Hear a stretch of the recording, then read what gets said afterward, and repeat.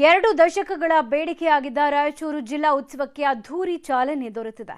ಉತ್ಸವ ಹಿನ್ನೆಲೆ ರಾಯಚೂರಿನ ಐತಿಹಾಸಿಕ ಕಲೆಗಳ ಅನಾವರಣಕ್ಕೆ ವೇದಿಕೆ ಸಿದ್ಧವಾಗಿದೆ. ಉತ್ಸವಕ್ಕೆ ಮೊದಲ ದಿನವೇ ಸಾರ್ವಜನಿಕರಿಂದ ಉತ್ತಮ ಪ್ರತಿಕ್ರಿಯೆ ಸಿಕ್ಕಿದೆ.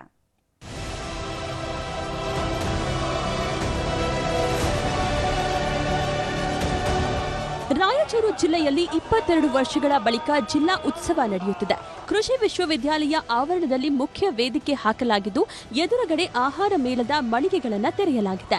ಜೊತೆಗೆ ವಿವಿ ಆವರಣದಲ್ಲಿ ಫಲಪುಷ್ಪ ಪ್ರದರ್ಶನ, ಮತ್ಸ್ಯ ಮೇಳ, ಕೈಗಾರಿಕಾ ಕರಕುಶಲ ಪ್ರದರ್ಶನಕ್ಕೆ ವ್ಯವಸ್ಥೆ ಮಾಡಲಾಗಿದೆ. ಇನ್ನು ರಂಗಮಂದಿರ, ಜಗಜ್ಯೋತಿ ಬಸವೇಶ್ವರ ಆಡಿಟೋರಿಯಂ, ಮಹಿಳಾ ಸಮಾಜ ಆವರಣದಲ್ಲಿಯೂ ವೇದಿಕೆಗಳನ್ನು ನಿರ್ಮಾಣ ಮಾಡಲಾಗಿದೆ. ಜಿಲ್ಲಾ ಉಸ್ತುವಾರಿ ಸಚಿವ ಡಾಕ್ಟರ್ ಶರಣಪ್ರಕಾಶ್ ಪಾಟೀಲ್ ಉತ್ಸವಕ್ಕೆ ಚಾಲನೆ ನೀಡಿದ್ದಾರೆ. ರಾಯಚೂರು ಜಿಲ್ಲೆ ಜನ ಇದಕ್ಕೆ ಭಾಗವಹಿಸಿ ಇದನ್ನು ಯಶಸ್ವಿಗೊಳಿಸಬೇಕು ಅಂತ ಮನವಿ.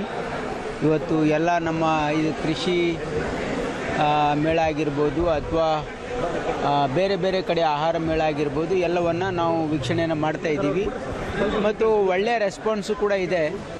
ಜಿಲ್ಲಾ ಉತ್ಸವದಲ್ಲಿ ಕೃಷಿ ಮೇಳ ಆಯೋಜನೆ ಮಾಡಿದ್ದು, ರೈತರಿಗೂ ಉಪಯುಕ್ತವಾಗುವ ಹೊಸ ತಂತ್ರಜ್ಞಾನ, ಯಂತ್ರೋಪಕರಣಗಳು, ರಸಗೊಬ್ಬರದ ಪರಿಚಯ ಮತ್ತು ಖರೀದಿಗೆ ಅವಕಾಶ ಮಾಡಿಕೊಡಲಾಗಿದೆ. ಸಾಂಸ್ಕೃತಿಕ ಕಾರ್ಯಕ್ರಮಗಳ ಜೊತೆಗೆ ಮತ್ಸ್ಯ ಮೇಳ, ಫಲಪುಷ್ಪ ಪ್ರದರ್ಶನ, ಕವಿಗೋಷ್ಠಿ, ಸಂಗೀತ ಸಂಜೆ ಸೇರಿದಂತೆ ಹಲವು ಮನೋರಂಜನಾ ಕಾರ್ಯಕ್ರಮಗಳನ್ನು ಆಯೋಜನೆ ಮಾಡಲಾಗಿದೆ.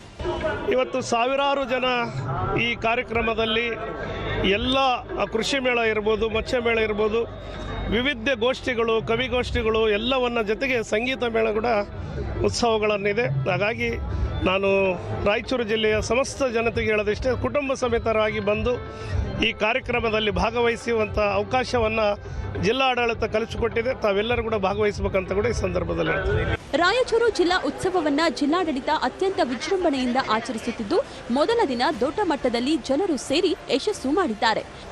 ವಿಶ್ವನಾಥ್ ಹೂಗಾರ್, ನ್ಯೂಸ್ 18 ರಾಯಚೂರು.